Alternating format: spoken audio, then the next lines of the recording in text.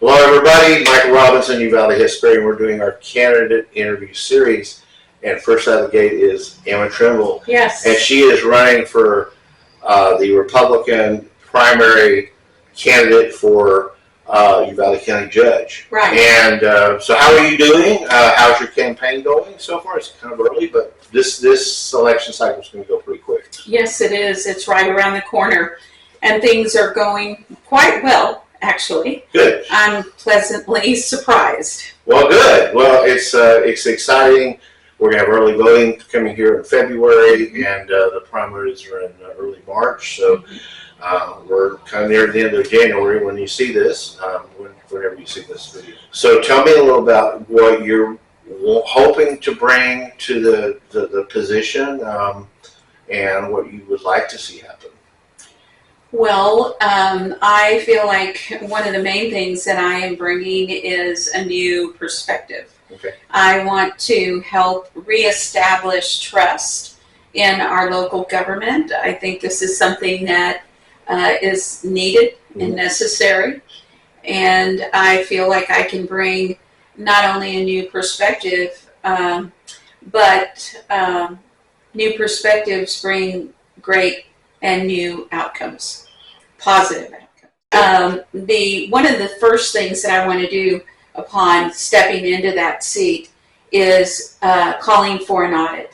Okay. And I would like a forensic audit, something that just covers every aspect, so there won't be any questions. Not only will there not be any questions on my watch, because we'll start with a clean slate, with a clear palette, so to speak, knowing exactly what the books look like, where the money has been, where it went, where it is, and where it's. The people of Uvalde County, I want them to feel good about what's happening. I want them to feel good about the new judge, and there not being any questions or concerns. Transparency is vital, especially on the heels of May 24th, and on the heels of this recent trial. Right. And we need to bring people together, if as much as we can, and begin to heal the division that's here among us. I know that the families, that's going to be very, very difficult, and it's going to take a lot of time. It's a deep wound. I think nobody can argue that May 24th was a deep wound. It was like an earthquake that hit the town. Right, and as a community, we need to be strong to support the families.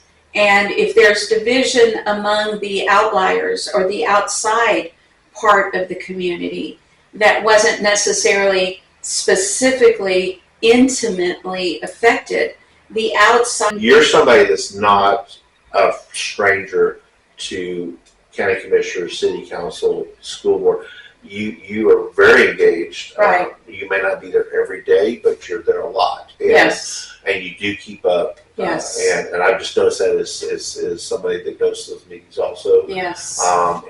So does that tell me how that helps you walk in and knowing those dynamics? How does that help? Well, first and foremost, I've developed some relationships with city and county leaders, police department, city council, the mayor, school district, etc. So there's been some, at least, I'm not going to walk into something totally new and unfamiliar as far as the framework of the administration. And I do know, I've learned how the system works, not every aspect of it, Right. but certainly have a real good understanding of all of that. One of the other things I'd like to do is talk with all of the department heads, all of the entities, every category. Right. And then I'd like to visit with the employees. And I want to just kind of get a feel for the pulse, find out how people are doing. I want to do what I can to help raise morale.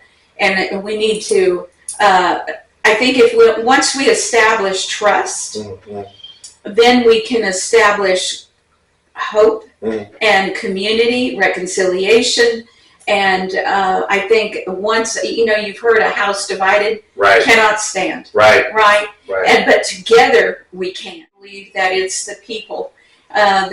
First of all, it's the people's money. Right. It's not my money. It's not the commissioner's money. It's the people's money.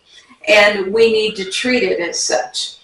And with the economy as it has been and, recovering from the past, Right. There is a great need for us to really pay attention and not raise taxes. And I know there's been controversies about different new tax districts coming in, Mm-hmm. and that type of thing. And I certainly understand both sides of that. I think that our number one responsibility, however, is to do everything we can to not have to raise taxes.